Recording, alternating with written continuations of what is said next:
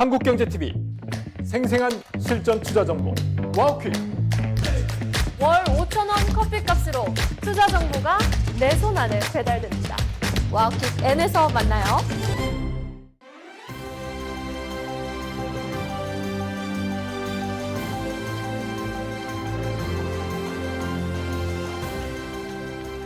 대한민국 최고의 애널리스트와 함께하는 시간입니다. 오늘은 앞서서 예고를 해드린 것처럼 자동차 업종에 대해서 베스트 애널리스트와 함께 알아보는 시간 마련했습니다. 오늘 이 시간 현대차증권의 장문수 연구위원 나오셨습니다. 어서 오세요. 네, 안녕하세요. 네. 자동차 업종 같은 경우에는 올 한 해 뭐 다른 업종 대비해서는 좀 못 갔다라고 볼 수가 있을 것 같은데 관세라든지 여러 가지 이슈가 있지 않았습니까? 네. 올 한 해 뭐 혹은 3분기까지 실적이라든지 이런 부분을 되돌아서 짚어주신다면 어떨까요? 아무래도 올해 자동차 시장은 좀 부침이 많았었습니다. 네. 관세 영향이 있었다고 봐도 이제 무방할 텐데요. 저희가 4월부터 자동차 관세 25%가 작동한 이후에 2분기 한 중반 정도 때부터 재고들을 다 소진하고 난 이후부터는 온기 실적에 반영이 되기 시작을 했기 때문에 3분기 실적을 놓고 평가를 해보자면 사실은 조금 부진했던 부분들은 피할 수 없었던 것 같습니다. 네, 그렇죠. 지금 관세 리스크가 어느 정도 완화된 뭐 4분기 최근에 수출입 데이터를 보더라도 자동차 쪽이 그다지 좋아지진 않는 것 같더라고요. 어떻습니까? 네, 저희가 11월 달부터 사실은 네. 소급 적용이 시작이 된 이 관세 어쨌든 15%로 좀 낮아지기는 네. 했지만 여전히 뭐 실적에 있어서 부정적인 영향을 주는 부분들은 뭐 좀 아무래도 불가피한 부분들인 것 같고요. 이런 부분들을 만회하기 위해서 원가 절감이라든지 시장에서 선호하는 타입들에 대한 차량들을 적시에 잘 대응하면서 점유율을 잘 획득하는 부분들에 저희가 좀 관심을 갖고 봐야 될 필요는 있을 것 같습니다. 네, 그런 측면에서 점수를 주고 계신지 지금 현대차와 기아에 대해서 목표 주가를 43만 원, 12만 5천 원으로 제시를 하고 계시더라고요. 그 근거에 대해서 조금 설명을 해주신다면요. 네. 저희가 최근에 목표 주가를 다 상향 조정을 했고요. 네. 저희가 목표 주가 상향 조정에 있어서 가장 큰 근거 두 가지를 꼽고 있는 부분들이 첫 번째는 최근에 이제 지수가 많이 좀 올라오면서 과거 한 9배, 10배 정도의 시장 밸류에이션 대비해서 최근 뭐 11배, 12배까지 올라간 상황들을 저희가 좀 같이 좀 고려해서 보고 있습니다. 대형주인 완성차가 어느 정도의 시차를 좀 두고 이 밸류에이션의 괴리를 좁혀왔다라는 점들을 중요한 근거 중에 하나로 드리고 있고요.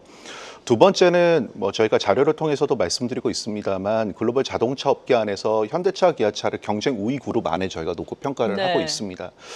그 관점에서 저희가 같은 경쟁 우위 기업인 도요타나 GM의 밸류에이션이 시장 대비 받아왔었던 할인율이 과거 한 평균 정도 수준까지 수렴한 부분들을 근거로 현대차도 마찬가지의 밸류에이션 할인의 해소가 된다고 가정을 한다면 저희가 좀 40만 원 이상대까지 주가 상승의 여력이 충분히 좀 남아있다고 판단하고 있기 때문에 현대와 기아의 목표 주가 상향을 했습니다. 네, 그리고 저희가 앞서서 예고를 해드릴 때 현대차 그룹을 중심으로 특히나 지금 로보틱스라든지 자율주행 쪽으로 이 전환을 하고 있다라고 말씀을 드렸거든요. 이 측면에서의 지금 전환은 어떻게 이루어지고 있는 것인지 좀 소개를 해주신다면요. 네, 저희가 모빌리티라고 하는 개념의 정의를 좀 돌이켜 본다면 저희가 앞뒤 좌우로 움직이죠. 2차원 평면 위에서 사람이나 사물이 움직이는 걸 그간 이동 내지는 모빌리티로 정의를 해왔었습니다.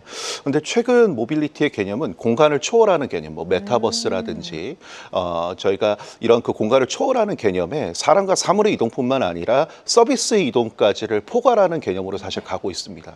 이 때문에 자동차 업체들 대다수가 그 자동차 제조업체로서의 기존의 틀을 깨고요. 네.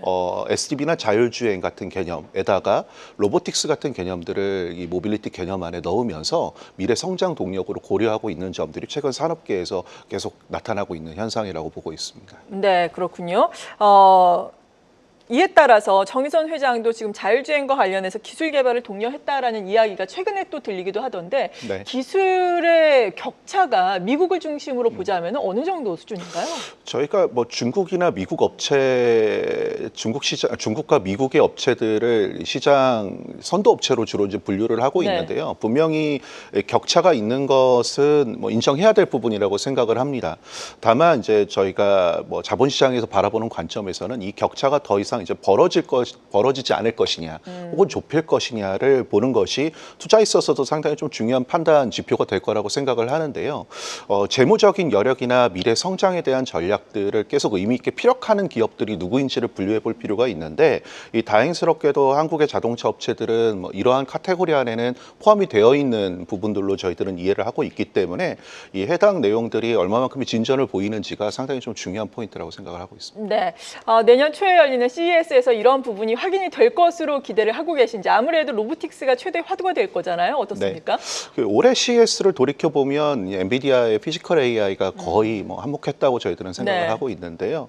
이게 이제 어떻게 현실화될 것인지에 대한 부분들이 아마 내년 다음 주래요. 이 CES에서 중요하게 좀 다뤄질 걸로 보고 있습니다. 현대차 그룹도 2년 만에 CES에서 부스를 차리고 해당 내용들을 좀 발표하려고 준비를 하고 있고요. 네. 보스턴 다이내믹스의 휴머노이드 로봇 아틀라스부터 미래 어떤 그 생태계에 대해서 어떻게 조성할 것인지에 대한 전략들에 대해서도 발표할 걸로 이미 지금 보도가 다 나와 있는 상태이기 때문에 이 내용들이 얼마나 이제 구체적으로 저희들한테 좀 의미 있는 얘기들을 해줄 수 있는지가 상당히 좀 중요하지 않을까 생각하고 있습니다. 네. 그리고 아무래도 관세 정책도 계속해서 우리가 지켜봐야 할 이슈가 될 텐데, 트럼프 행정부의 관세 정책이 오히려 지금 아시아 자동차 브랜드의 경쟁 우위를 강화한다라고 리포트에서 또 쓰셨더라고요. 여기에 네. 대해서도 좀 설명을 해주시죠. 네, 저희가 최근 뭐 전망 자료를 통해서 말씀드린 보고서 제목이 네. 마가의 역설입니다. 네. 그러니까 결국에는 미국 안에서 자국 브랜드들에 대한 경쟁 우위를 확보하기 위해 관세라든지 여러 가지 정책들을 시행을 했었습니다만, 공교롭게도 이러한 과정 속에서 시장 안에서 두각을 보인 브랜드들은 이 전기차 정책의 후퇴로부터 이 하이브리드에 대한 선호들이 나타나게 됐고요. 맞아요. 이런 그 다채로운 구동 포트폴리오를 갖추고 있는 업체들이 공교롭게도 한국계나 일본계 브랜드들이었기 때문에 오히려 미국 업체들보다는 아시아계 업체들의 약진이 점유율 측면에서 상당히 좀 두드러졌다고 평가를 하고 있습니다. 두 번째는 그 비용에 있어서의 효율성이 상당히 좀 중요하다고 판단을 하고 있는데요. 바이든 정부 때 전기차에 대한 투자를 상당히 공격적으로 했었던 미국 업체들의 경우는 이러한 그 설비 투자를 다시 이제 되돌릴 수 없는 상황이 돼버린 거죠. 결국에는 보유하고 있는 생산 능력을 얼마만큼 잘 효율적으로 운영하면서 수익에 대한 창출 능력들을 안정적으로 가져가느냐가 관건이 될 텐데, 상대적으로 이런 경험들을 많이 갖고 있는 업체가 또 공교롭게도 한국 업체였습니다. 그렇기 때문에 이 브랜드 간 홀류 생산이나 구동 방식의 차이를 극복할 수 있는 유연한 생산 방식, 결국에는 이런 것들이 비용에 대한 효율성들을 계속해서 강조하면서 경쟁 우위를 얘기할 수 있는 포인트였다고 생각을 하고 있고요. 결국에는 저희가 자동차 산업이 2017년 이후 구조조정, 그다음에 2020년 때는 코로나, 2025년 들어서는 트럼프의 관세로 인해서 계속 얻어맞고 있는 상황입니다. 그렇죠. 그러다 보니까 10년 넘게 어떻게 보면 부침이 있는 자동차 산업에서 앞서도 말씀드렸던 것처럼 재무적인 여력과 이익 창출 능력을 동시에 잘 갖추고 미래 성장에 대한 전략들을 계속 의미 있게 개진하는 업체들이 이 장기적인 생존 가능성이나 성장 가능성들을 높인다고 보고 있는데요.